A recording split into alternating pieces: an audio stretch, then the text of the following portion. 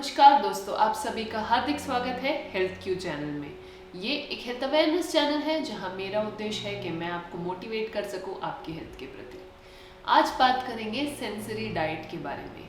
ये क्या होता है और इसका क्या महत्व होता है, ये कैसे सीपी पीड़ित बच्चे यानी सेरिब्रल पाल्सी पीड़ित बच्चों में मदद करता है, इसी के बारे में जानेंगे इस वीडियो में। तो बने रहिए मेरे साथ इस वीडियो में अंत तक के। चलिए शुरू करते हैं।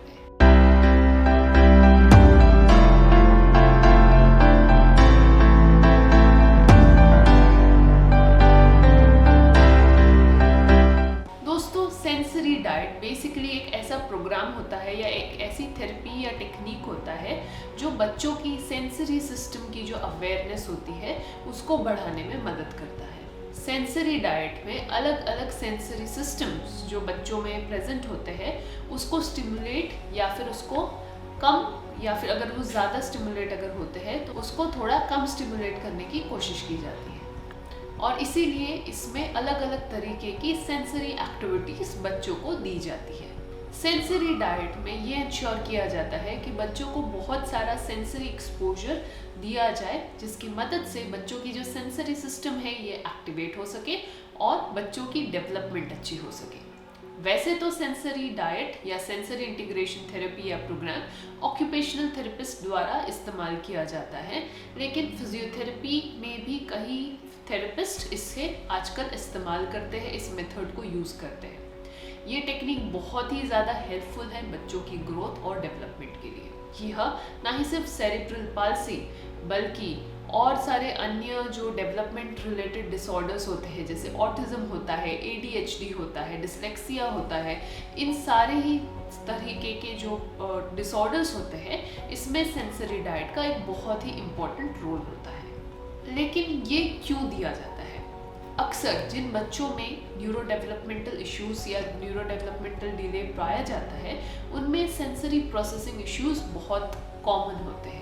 मतलब कि जो भी सेंस जो हमारे होते हैं जैसे हमारी विजन है, हमारी हियरिंग है, हमारा टच सेंसेशन है, हमारा जॉइंट पोजीशन सेंसेशन जो है, इन सारे जो सेंस होते हैं इसको प्रोसेस करने की जो क्षमता होती है वो बच्चों में कहीं ना कहीं एबनॉर्मल होती है।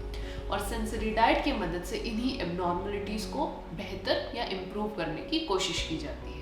बच्चे अक्सर इन सारे सेंसरी इनपुट्स को अलग तरीके से रिस्पॉन्ड करते हैं जो अलग होता है हमारे नॉर्मल रिस्पॉन्स के बदले, और इसीलिए उन्हें बार बार इनकी रिपीटेशन या इस सेंसरी स्टिमुलेशन की ज़रूरत होती है ताकि उनके लिए ये जो सेंस होते हैं ये नॉर्मलाइज हो जाए और बच्चे इनसे एक्वेंट हो जाए या इससे यूज टू हो जाए और ये ओवर रिएक्ट या ओवर स्टिमुलेट ना हो।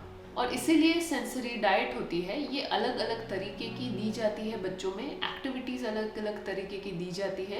अक्सर ऑक्यूपेशनल थेरेपिस्ट इन प्रोग्राम्स को डिज़ाइन करते हैं, लेकिन ये प्रोग्राम्स इस तरीके से बनाए जाते हैं ताकि बच्चा जो है बहुत सारे सेंसरी इनपुट्स को एक्यूमुलेट कर पाए और उससे डेवलप हो सके। और यह जो सेंसरी इनपुट्स होते हैं ये डिपेंड करता है कि बच्चे के कौन से सेंसरी प्रोसेसिंग सिस्टम में दिक्कत है। अक्सर जो सेंसेशंस जो बच्चों में इम्पेयर्ड होते हैं ये होते हैं प्रोप्रियोसेप्टिव सेंस, मतलब कि बच्चे की जॉइंट पोजीशन सेंस। कई बच्चों की विजुअल सेंस या विजुअल सेंसरी प्रोसेसिंग में दिक्कत होती है, वहीं कई बच्चों में टच सेंसेशन को लेके दिक्कत होती है। कई बच्चे ऑडिटरी रिस्पॉन्स यानी जो साउंड होते हैं इसके रिस्पॉन्स को बहुत ही एबनॉर्मल तरीके से देते हैं, और कई बच्चों में बैलेंसिंग इश्यूज होते हैं क्योंकि उनका जो टेक्टाइल और प्रोप्रियोसेप्टिव इनपुट है वो सही से नहीं होता। और कई बच्चों में olfactory and oral sensory system मतलब बच्चों की सूंघने की और टेस्ट की जो सेंसेशंस होती है उनका जो रिस्पॉन्स होता है ये अलग होता है। अगर आपको यह जानना है कि बच्चे के किन एबनॉर्मल सेंसरी रिस्पॉन्स को आपने काम करना है या कौन से एबनॉर्मल सेंसरी रिस्पॉन्स प्रेजेंट है, तो आप ऑब्जर्व कीजिए कि बच्चा जब कोई बहुत ही ब्राइट लाइट देखता है या बहुत ही ज़्यादा तेज़ लाइट या ब्राइट चीज़ों को देखता है तो उसको किस तरीके से रिस्पॉन्ड करता है। अगर बच्चे का जो रिस्पॉन्स है वो अनकम्फर्टेबल है या अलग है, दैट मीन्स उसको विजुअल सेंसरी इश्यूज है।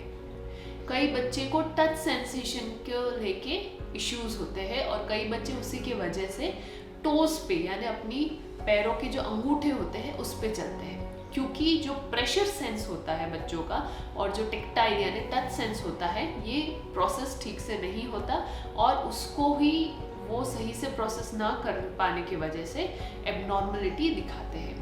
कहीं ना कहीं ऑडिटरी, अगर बच्चों को तेज़ आवाज़ बहुत ज़्यादा उसको रिएक्ट कर जाते हैं, बहुत ज़्यादा घबरा जाते हैं, दैट मीन्स उनका ऑडिटरी प्रोसेसिंग सिस्टम पे इश्यू है। और वही कई बच्चे जो होते हैं ये बहुत जल्दी कोई एक सेंस को रिस्पॉन्ड नहीं करते, तब उन्हें ज़्यादा स्टिमुलेशन की ज़रूरत होती है। फॉर एग्जाम्पल, कई बच्चों को आपने देखा होगा वो बिल्कुल घबराते नहीं है, कोई भी चीज़ को तुरंत पकड़ लेते हैं, that means they are sensory seeking. उनको और ज़्यादा उस सेंस की टच सेंसेशन की या कोई भी तरीके की सेंस की ज़्यादा एक्सपोजर की ज़रूरत है, तब जाके वो उस चीज़ को रिस्पॉन्ड कर पाते हैं। तो इसीलिए ये बहुत ज़्यादा ज़रूरी है, बच्चा हाइपर सेंसिटिव है या सेंसरी सीकिंग है यह जानना ज़रूरी होता है। और इसीलिए असेसमेंट यानी प्रॉपर एग्जामिनेशन बच्चे का बहुत ज़्यादा ज़रूरी है, क्योंकि अगर सेंसरी डाइट गलत तरीके से दिया गया तो वो बैकफायर भी कर सकता है। तो मैं कुछ आपको एग्जाम्पल देना चाहूँगी कि एबनॉर्मल सेंसरी प्रोसेसिंग कैसे आपको बच्चों में देखने मिलेंगी। बच्चे का वेस्टिबुलर सिस्टम यानी बैलेंस सिस्टम में डिस्टर्बेंस है और बच्चे का जो सेंसरी रिस्पॉन्स इसको है वो सही नहीं है, तो बच्चा कुछ इन सारी चीज़ों में आपको ऑब्जर्व आप कर पाओगे कि वो एबनॉर्मलिटी दिखा रहा है। फॉर एग्जाम्पल, बच्चे को जब आप स्विंग कराते हैं या फिर बच्चे को आप जब रॉक कराते हैं, जो घोड़ा होता है, जो रॉकिंग चेयर होती है, रॉकिंग घोड़ा होता है, इस पे बच्चा कितना ज़्यादा स्टिमुलेट हो रहा है या रोने लगता है, ऐसे आपको साइंस देखने मिलेंगे। वही बच्चे को स्विंग और बाउंसिंग, इन सारी एक्टिविटी से अगर घबराहट होती है, that means it's a sign that they are hyper sensitive.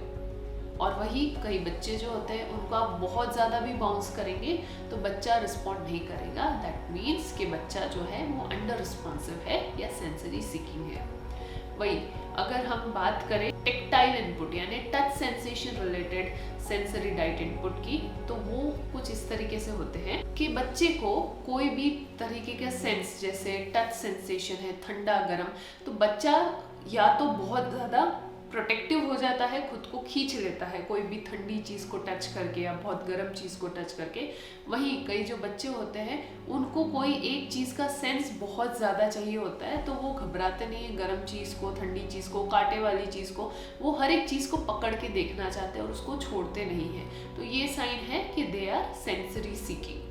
अगर हम ऑडिटरी इनपुट की बात करें तो कई बच्चे जो है वो तेज़ आवाज़ से घबरा जाते हैं और वहीं कई बच्चे जो होते हैं उनको तेज़ आवाज़ पसंद आता है, उनको ज़्यादा नॉइज़ अच्छा लगता है, उनको गाने सुनने ज़्यादा पसंद होते हैं। तो ये सारे वेरिएशंस आपको देखने मिल सकते हैं। वहीं हम विजुअल इनपुट की बात करें तो कई बच्चे जो होते हैं वो लाइट वाली जगहों से घबरा जाते हैं, वहीं कहीं बच्चों को लाइट बहुत ज़्यादा पसंद होती है, कलर्स ज़्यादा पसंद होते हैं और उनको कलर्स की तरफ अट्रैक्शन होता है। ऑल्फैक्टरी की बात करें तो टेस्ट सेंसेशन और स्मेल सेंसेशन, कई बच्चे जो होते हैं उनको हर एक चीज़ को चबाने की ज़्यादा आदत होती है, वो बाइट करने की कोशिश करते हैं, that means they are sensory seeking, उनको उस चीज़ के सेंस की ज़्यादा ज़रूरत है। और वहीं कई बच्चे बाइट करने में ज़्यादा इंटरेस्टेड नहीं होते, that means they are aversive, उन्हें उस सेंस से कंफर्टेबल फील नहीं होता है।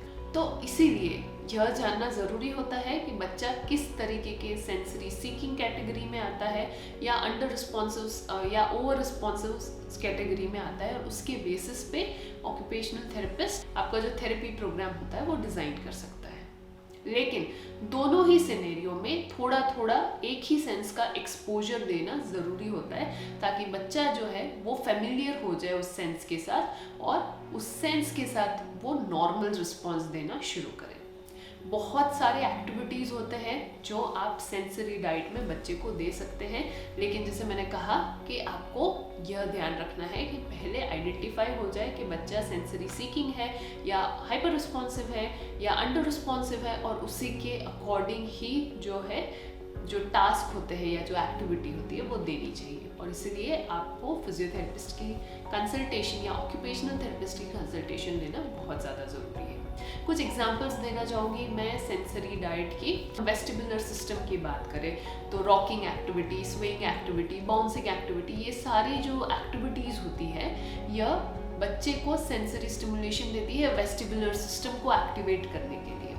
जिससे बच्चे को यह समझ आता है कि अगर मैं जहाँ बैठा हूँ, अगर वो जगह स्टेबल नहीं है, अगर वो हिल रही है, तो मैं अपने बैलेंसिंग टास्क को कैसे कर सकता हूँ। वहीं अगर हम टेक्टाइल इनपुट की बात करें, टच सेंसेशन की बात करें, तो बच्चों के हाथों में, पाम में या पैरों में अलग अलग चीज़ों का सेंसरी इनपुट देना, फॉर एग्जाम्पल टर्किश टॉवल को घिसना या फिर सैंड या क्ले के साथ खेलना, इन सारी एक्टिविटीज़ को इनकॉर्पोरेट करना होता है जिससे बच्चा उस सेंस के साथ अकस्टम हो जाए। वहीं हम ऑडिटरी इनपुट की बात करें तो मैं हमेशा म्यूज़िक थेरेपी की बात करती हूँ कि आप म्यूज़िक को बच्चे की थेरेपी में इनकॉर्पोरेट कर सकते हो जहाँ ज़रूरत हो वहाँ पे, और वह म्यूज़िक का जो सुनना है वो ऑडिटरी रिस्पॉन्स को इनकॉर्पोरेट करता है। बच्चा रिलेट करता है म्यूज़िक के साथ कि कैसा मूड है, कैसा उसका मसल टोन होना चाहिए, वो रिलैक्स फील करेगा या एक्साइटेड फील करेगा, और इसी के लिए म्यूज़िक का इनकॉर्पोरेशन ज़रूरी होता है। उसके बाद अगर हम ओरल सेंसेशन की बात करें या ऑल्फैक्टरी सेंसेशन की बात करें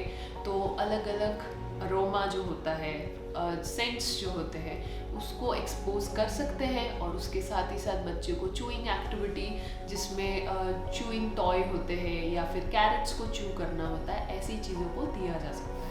इन तरीके से बच्चे के सेंसरी सिस्टम को एक्टिवेट किया जाता है, क्योंकि जितना सेंसरी फीडबैक जाता है उतना ब्रेन प्रोसेस करना शुरू करता है और ये न्यूरोप्लास्टिसिटी में मदद करता है। तो दोस्तों ये था एक ब्रीफ अबाउट सेंसरी डाइट, ये एग्जैक्टली कैसे और क्या होती है। आई होप मैंने जो कोशिश की आपको समझाने की उसके माध्यम से आप कुछ हद तक के समझ पाए होंगे। तो ज़रूर से अगर आपको आपके बच्चे में सेंसरी डाइट को इनकॉर्पोरेट करना है, नियरेस्ट ऑक्यूपेशनल थेरेपिस्ट या फिजियोथेरेपिस्ट के पास जाइए, उनसे कंसल्ट करें और अपने बच्चे के रेगुलर थेरेपी में सेंसरी डाइट को ज़रूर इनकॉर्पोरेट करें। इसी बात पे इस वीडियो को यही समाप्त करती हूँ और आपको मिलती हूँ मैं अगले वीडियो में।